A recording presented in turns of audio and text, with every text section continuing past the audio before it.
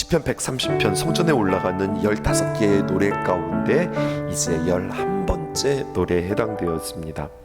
어제 말씀 기억하세요? 129편의 10번째 노래를 부르면서 성전에 올라가면서 가져야 할 우리들의 마음, 그것은 무엇이라고 했을까요? 그것은 확신입니다. 하나님이 나의 삶을 도우신다, 하나님께서 나를 이기게 하신다라고 하는 확신의 마음입니다. 그러면은요, 오늘 그 확신의 마음에 이어서 우리가 가져야 할 마음은 어떤 마음일까요? 이런 겁니다. 하나님은 나에게 그토록 신실하신데, 하나님은 나를 향하여서 그렇게 충성스러우신데, 그런 신실하심과 충성스러우신 그 하나님 앞에 과연 나는 그분 앞에 그 하나님의 도움, 하나님의 은혜를 받을 자격이 있는가? 이것을 물어보게 되어지는 겁니다. 우리가 오늘 아침에 찬송가 363장 찬송 불렀죠. 우리에게는 좀 익숙하지 않은 찬양인데요, 내가 깊은 곳에서 이 찬양을 작사한 분이 누구시냐면 마틴 루터 종교개혁가입니다. 오늘 이 시편 130편에서 영감을 얻어서 오늘 찬송가 363장을 지었어요. 그는 이러한 고백을 합니다. 과연 내가 하나님 앞에서 어떤 존재인가? 내가 과연 이 종교개혁이라고 하는 이 큰 사역들을, 이 사명을 내가 감당할 수 있는 자인가? 그러면서 끊임없이 나에게는 그러한 능력이 없다, 이것을 고백하는 겁니다. 나는 종교개혁을 할 능력도 없고, 하나님의 교회를 새롭게 할 능력도 없고, 그럴 자격도 없고, 그런데 거기서 멈추지 않습니다. 그럼에도 불구하고 하나님께서 나를 끝까지 사랑하시고 나를 건지시고 구원하시는 하나님의 귀한 은혜로 말미암아 내가 이 일을 끝까지 감당할 수 있다, 이 고백을 하게 되어지는 겁니다. 그 마음의 소원을 가지고 쓴 찬양이 찬송가 363장이에요. 찬양의 고백과 같은 고백이 1절에 기록되어져 있습니다. 우리 함께 읽어보실게요. 시작. 여호와여, 내가 깊은 곳에서 주께 부르짖었나이다. 깊은 곳이 어딜까요? 오늘 시편의 기자는 내가 깊은 곳에서 주께 부르짖습니다라고 이야기하는데, 깊은 곳, 여기서 말하는 깊은 곳은 골짜기, 가장 낮은 곳이라 할 수 있겠습니다.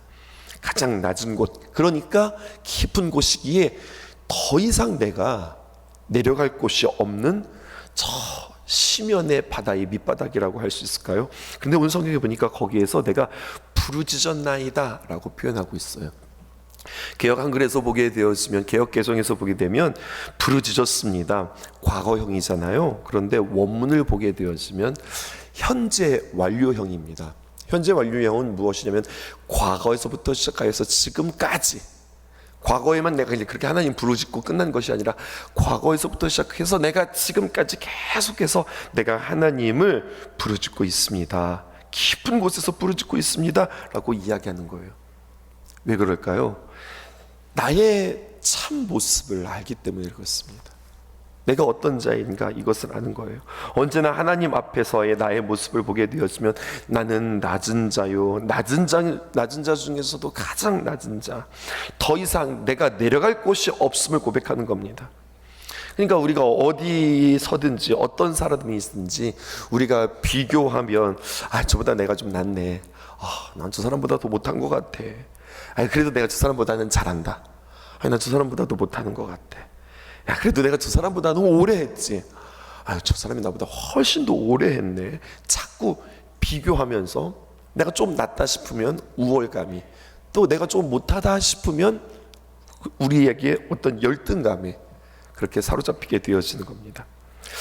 언제나 사람과 비교하는 것이 아니라 하나님 앞에서 내가 언제나 나는 낮은 자입니다 라고 고백하는 것이, 이게 중요해요. 오늘 저는 이 시편 130편을 통하여서 겸손이 무엇인지 다시 한번 정의하고 싶어요. 겸손이라고 하는 것은 내 자신을 낮추는 것, 다른 사람을 높이는 것, 다른 사람을 낮게 여기는 것, 이것이 아니라 오늘 성경에, 오늘 본문으로 우리가 정의를 한다면 이렇게 정의해 보는 겁니다. 하나님 앞에서 언제나 내가 낮은 존재임을 고백하는 것.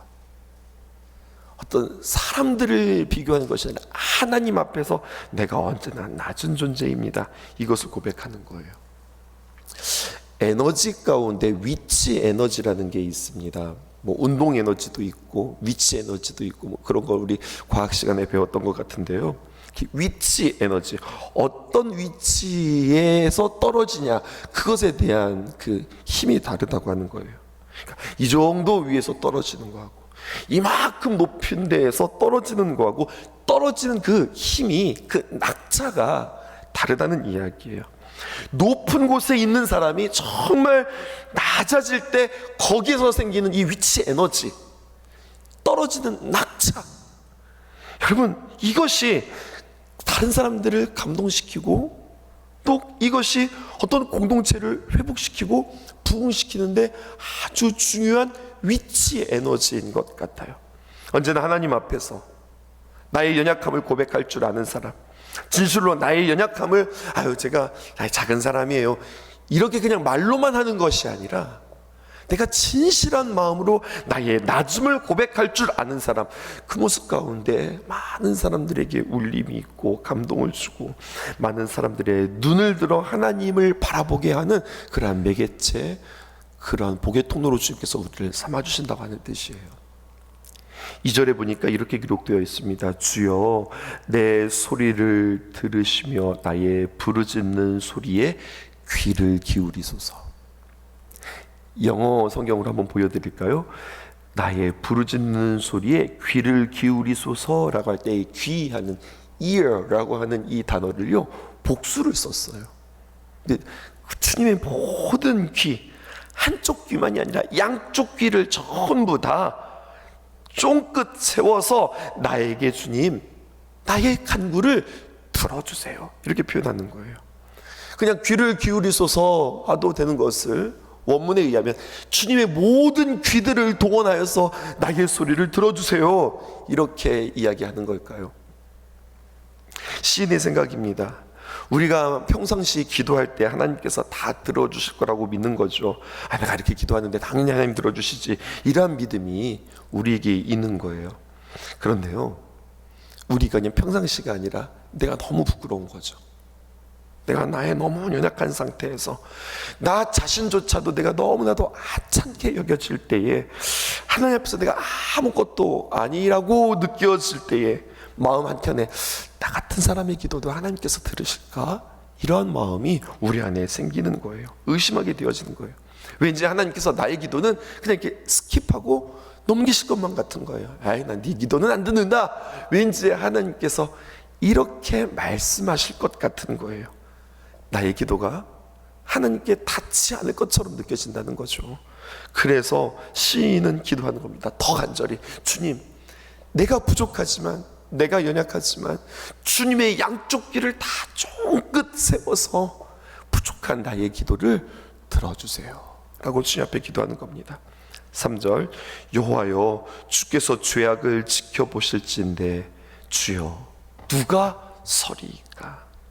죄악을 지켜본다 라고 하는 이 단어가요, 옛날 성경에서는요, 개역 한글에서는요, 주님께서 감찰하신다 이렇게 표현하고 있어요. 감찰한다, 무슨 말일까요? 감시한다, 보되 그냥 보는 게 아니라 뚫어져라 쳐다본다.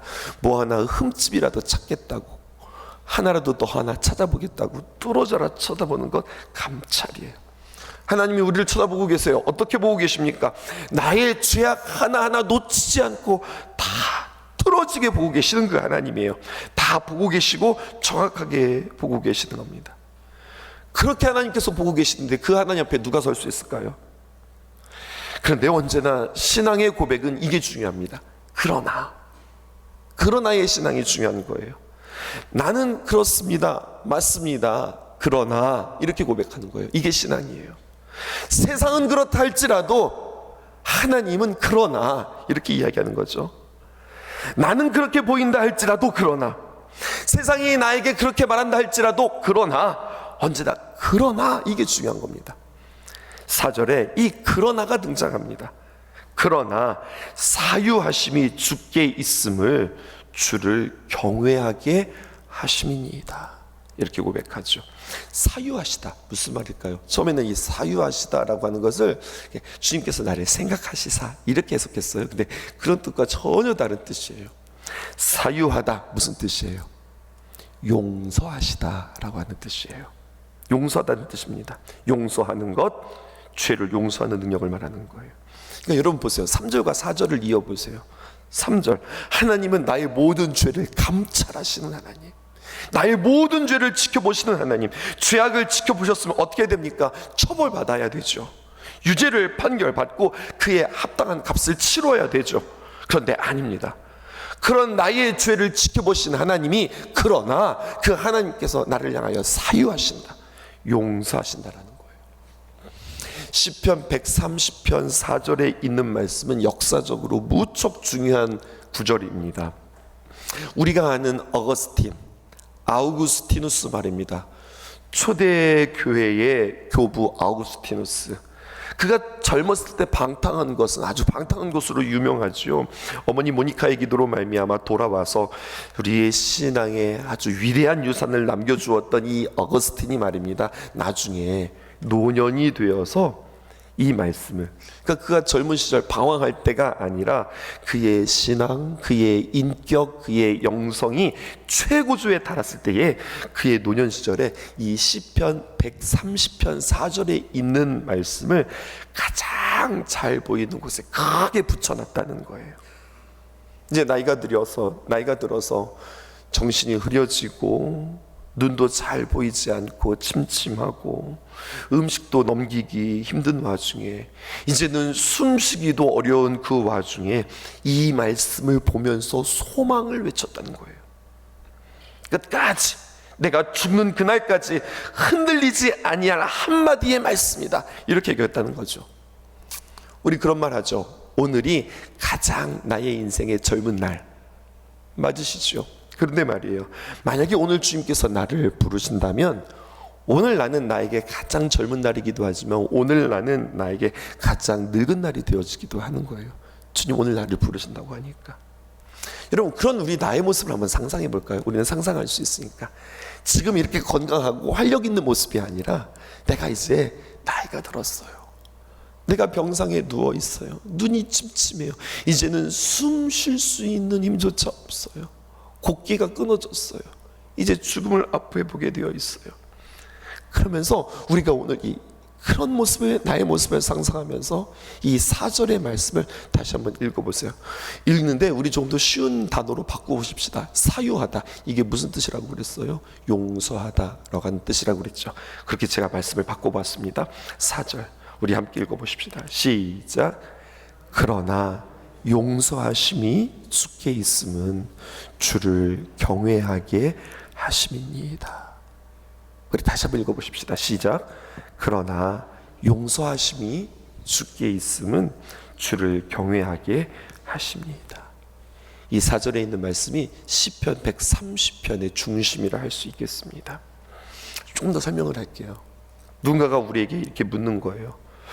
왜 하나님 앞에 나아가면서, 지금 성전에 올라가는 노래인데 왜 하나님께 나아가면서 그 하나님을 경외, 하나님을 공경하고 하나님을 두려워해야 합니까?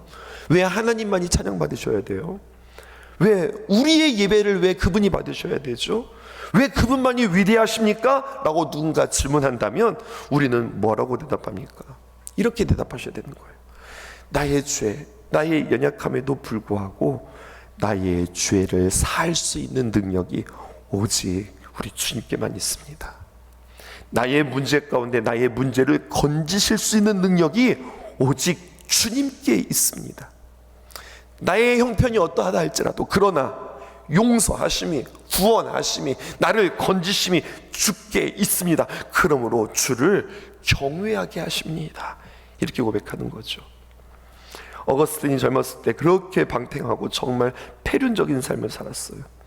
그 어느 누구도 따라올 수 없을 만큼 정말 이교도적인 삶을 살았고, 심지어 그가 이단에 빠졌을 때 그의 어머니 모니카가 기도할 때 보통 기도한 게 아닙니다. 목숨 내놓고 기도했습니다.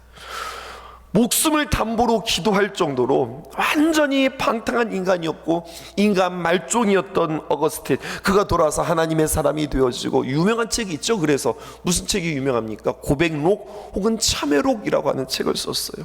여러 가지 많은 책을 쓰면서 이교도의 삶을 살고 이단에 빠져 있었던 그가 이단들과 대응하고 또 기독교 변증하는, 기독교를 대변하는 변증가의 삶을 살았을 때 다른 사람들을 그를 훌륭한 사람이라고 존경했지만 그의 마음 가운데는 언제나 잊지 않았어요. 그 젊은 날들의 죄, 그것이 너무 크다고 하는 것, 그거 내가 압니다. 내 죄가 큰 것뿐 아니라 그 내 모든 죄를 용서하신 하나님의 그 은혜도 내가 압니다. 하지만 나는 용서받았지만 그 죄의 자리, 내가 어디서부터 건짐을 받았는지, 내가 어떤 모습일 때 하나님께서 나를 용서해 주셨는지 그 모습을 내가 잊지는 않겠습니다. 하나님의 용서가 무효라고 하는 이야기는 아니에요. 내가 어떤 자리에서 내가 건짐을 받았는지 우리 여호수아를 이야기해서 빗대어 본다면 요단강 한복판에 있었던 그 돌무더기를 나는 잊지 않겠습니다, 이 고백을 하는 겁니다. 나의 죄에서 건지신 그 자리에서 나는 변함없이 하나님을 찬양할 것입니다. 사유하심이 주께 있으면, 용서하심이 주께 있으면 주를 경외하게 하려 하십니다. 주님을 경외하는 삶을 끝까지 살고자 노력했던 이 어거스틴의 고백이 오늘 저와 여러분들의 고백되어지기를 원합니다. 이제 시편 131편을 보실까요? 성전에 올라가는 15가지의 노래 가운데 가장 짧은 노래, 12번째 노래입니다. 하나님께 나아가는 사람, 하나님께 예배하는 자는 어떤 마음을 가져야 하는가? 130편에 참회의 마음을 가져야 한다라고 한다면 131편 겸손한 마음을 가져야 한다라고 하는 이 마음을 우리에게 가르쳐주고 있어요. 그래서 130편과 131편은 우리가 이렇게 짝꿍을 이루는 그러한 단어를 할 수 있겠습니다. 겸손이란 무엇일까요? 나를 낮추는 것, 남을 높이는 것 뿐만 아니라 하나님 앞에서 낮추는 것이라고 여러분들에게 이야기했다면, 오늘 본문은 또 우리는 이렇게 이 겸손을 정의할 수 있어요. 그건 바로 무엇인가? 다른 사람과 나를 비교하지 않는 것. 좀 겸손이라고 하는 말과 의미가 조금 어색하죠. 겸손이란 뭐냐? 다른 사람과 나를 비교하지 않는 것이라는 겁니다. 좀 설명해 볼게요. 우리는 비교하면서, 때로는 내가 비교를 당하면서 우리의 마음은 마치 롤러코스터를 타는 것처럼 올라갔다 내려갔다, 하루에도 12번씩 내가 잘난 것 같다가 내가 못난 것 같다가 이만하면 괜찮지 않은가 생각하다가 내가 지금까지 뭐 했나 생각할 정도로 왔다 갔다 이것들을 계속해서 반복합니다. 그런데 제가 이렇게 질문하고 싶어요. 왜 이렇게 그 마음이 왔다 갔다 하는 거예요? 왜 이렇게 그 마음이 흔들리는 거예요? 결론이 이렇게 나는 거예요. 세상 바라보니까 내 마음이 흔들리는 거예요. 하나님이 세상에서 사람들과 함께 살아가라고 하는 이유는 그 사람들하고 비교하면서 살아가라고 우리에게 많은 사람들을 붙여준 것이 아니라, 사람들을 붙여준 이유는 그들을 사랑하라고 붙여주셨지 그들과 비교하면서 살으라고 우리에게 붙여준 것이 아니에요. 그런데 우리는 사랑해야 되겠다고 하는 사명은 잊은 채 자꾸만 하지 말라고 하는, 자꾸 비교하면서 살아가는 우리들의 모습을 보게 되어져요. 겸손이라고 하는 이 덕목은 절대로 어떤 추상적인 개념이 아닙니다. 하나님이 왜 우리에게 겸손하라고 하시는가? 결론은 이런 거예요. 겸손할 때에 우리가 진정 행복할 수 있다고 하는 겁니다. 겸손할 때에 기쁠 수 있고요, 겸손할 때 비로소 우리의 마음 가운데 평안이 찾아와요. 그러면 겸손하지 않으면 그때부터 계속해서 우리는 비교하게 되어지고 계속 흔들리게 되어지고 불행한 삶을 살아갈 수밖에 없다고 하는 거죠. 그래서 우리가 신앙생활 한다, 이것은 사람들 바라보면서 비교하는 것이 아니라 주만 바라볼지라. 이게 우리의 신앙생활의 구체적인 어떤 정의인 것 같아요. 주님만 바라볼지라. 주만 바라볼지라. 나 새벽이니까 찬양은 안 할게요. 여러분, 주만 바라볼지라. 하나님, 그렇게 살겠습니다. 내가 주님만 바라보면서 살겠습니다. 천국은 우리가 배웠어요. 죽어서 가는 곳이 천국이 아니라고. 물론 죽어서 천국 들어가지만 우리는 계속 여러분들과 맨날 이야기했잖아요. 지금 천국을 누리면서 살아가는 것도 너무너무나 중요하다고. 내가 온 것은 양으로 생명을 얻을 뿐만 아니라 풍성한 삶들, 이 땅을 누리면서 살아가는 것, 주님께서 이 땅에 오신 목적이라고 그랬잖아요. 어떻게 우리가 천국을 누리면서 살아갈 수 있을까요? 비교하지 않고, 비교당하지 않고, 사람들 바라보면서 살아가는 것이 아니라 하나님 바라보면서 살아갈 수 있는, 그렇게 주님 안에서 자유를 누리는 것, 이것이 131편이 우리에게 가르쳐주는 귀한 진리입니다. 131편은 3절밖에 되어지지 않아요. 그리고 쭉 읽어보면 내용이 어렵지 않습니다. 내용이 어렵지 않은데 스펄전 목사님은 그렇게 이야기했어요. 시편 131편 어렵지 않지만 이 말씀대로 살아가는 것은 얼마나 어려운지 모른다, 그렇게 주의하셨어요. 1절 한번 보실까요? 함께 읽어보십시다. 1절입니다. 시작. 여호와여, 내 마음이 교만하지 아니하고 내 눈이 오만하지 아니하오며 내가 그늘과 감당하지 못할 놀라운 일을 하려고 힘쓰지 아니하나이다. 여기 보면 두 가지가 나오죠. 먼저 내 마음, 또 내 눈이 나옵니다. 내 마음과 눈, 평소에 누가 지배할까요? 내가 지배합니다. 내 마음과 내 눈, 누가 주권을 행사하면서 살아갈까요? 내가 보고 싶은 거 보는 거고, 내가 내 마음 쓰고 싶은 대로 마음 쓰는 거죠. 그런데 오늘 131편에 다시 한번 시인은 우리에게 질문해요. 내 눈을 창조한 그 주인이 누구신가? 내 마음의 주인이 누구신가? 질문하는 거예요. 다윗이 131편 1절을 시작하면서 성전에 올라가는 노래를 우리에게 소개하면서 여호와여 이렇게 시작했어요. 여호와여. 이 시인의 노래, 만약에 이 다윗이 이 131편을 낭독한다면, 낭송한다면, 시 낭송을 한다면 이 여호와여라고 하는 이 표현을 어떤 심정으로 어떻게 읽을까요? 여호와여, 내가 내 능력으로 살지 않겠습니다. 내 힘으로 살지 않겠습니다. 하나님의 은혜를 늘 간구하며 살겠습니다. 여호와여, 이것은 주님 앞에 부르짖는 기도의 모습 아닐까요? 여호와여 라고 한 뒤에 뭐라고 이야기합니까? 내 마음이 교만하지 않고 내 눈이 오만하지 아니하게 하여 주옵소서. 주님, 내가 그렇게 살고 싶습니다. 내 마음, 내가 보는 것 주님께서 지배하여 주십시오. 내 눈을 주님께서 주관하여 주십시오. 이렇게 고백하는 거예요. 그러면서 진정한 평안이 어디 있느냐? 2절입니다. 실로 내가 내 영혼으로 고요하고 평온하게 하기를 젖된 아이가 그의 어머니 품에 있음 같게 하였나니 내 영혼이 젖된 아이와 같도다. 젖을 떼었으니 이제 어머니 품에서 떠난 거예요. 이제 젖 먹고 자라는 게 아닙니다. 밥 먹고 자라가는 거예요. 어머니 품에 있기보다 이제 세상에서 내가 내 손으로 직접 지어 먹는 삶들을 살아가는 거예요. 그런데 힘들고 어렵고 무너지고 넘어지게 되었습니다. 그때 어머니가 가슴을 활짝 열고 오너라 라고 이야기할 때 그 어머니의 가슴에 푹 파묻히는 거죠. 그리고 느끼는 평안, 그리고 느껴지는 그 감동. 이스라엘아, 지금부터 영원까지 여호와를 바랄지어다. 여러분, 진정한 평안은 어디에 있느냐? 경청하십시오. 평안은 내 주변에서 뭔가가 이루어지고 내 소원이 이루어지고 하나님께서 당장 나를 위해서 무엇을 해주셔서가 아니라, 진정한 평안은 내가 주님의 가슴팍에 내가 내 얼굴을 파묻고 내가 주님 곁에, 내가 주님의 품 안에 안길 때, 이때 가장 큰 평안을 누린다고 하는 것이에요. 하나님이 계시기 때문에 내가 힘을 내서 살아갈 수 있습니다. 힘을 내서 내가 있어야 할 곳에 주님께서 힘을 주시기에 내가 있어야 할 곳에 내가 비로소 있을 수 있습니다. 하나님이 내 곁에 계셔서 내가 할 수 있습니다 라고 고백하는 거예요.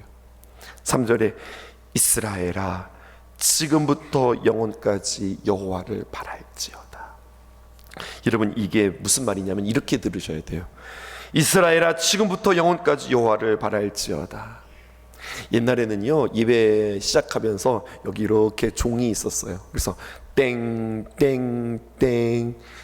지금부터 다 함께 묵도하심으로 예배를 시작하시겠습니다 하면은요, 이렇게 조용한 찬양대의 찬양과 함께 묵도, 침묵하면서 조용한 기도로 우리가 예배를 시작했죠. 바로 그런 표현이에요.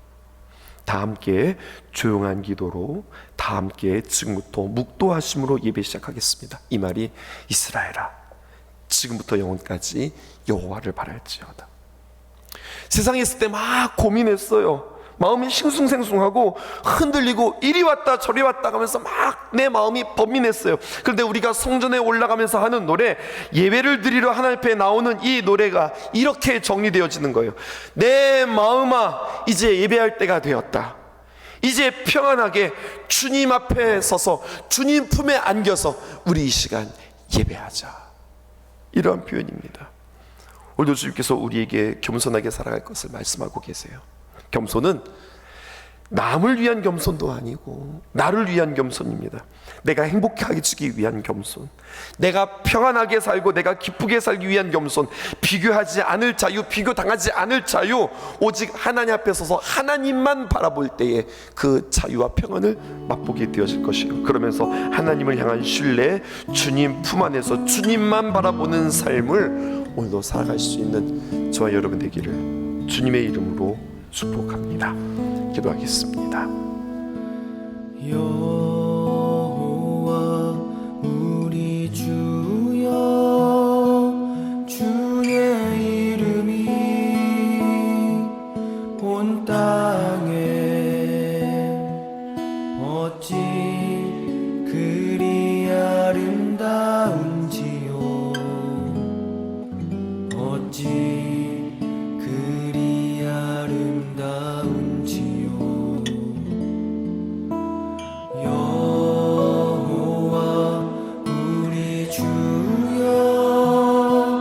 주의 이름이 온 땅에 어찌 그리 아름다운지요. 어찌 그리 아름다운지요. 여호와 우리 주여, 여호와 우리 주여, 주의 이름이 온 땅에 어찌 그리 아름다운지요. 어찌 그리 아름다운지요. 여호와 우리 주여, 주의 이름이 온 땅에 어찌 그리 아름다운지요. 어찌 그리 아름다운지요. 주의 손가락으로 주의 손가락으로 지으신 주의 하늘과 주가 베풀어 주신 달과 별 내가 보니 사람이 무엇이 관대 주께서 저를 생각하시며 인자가 무엇이 관대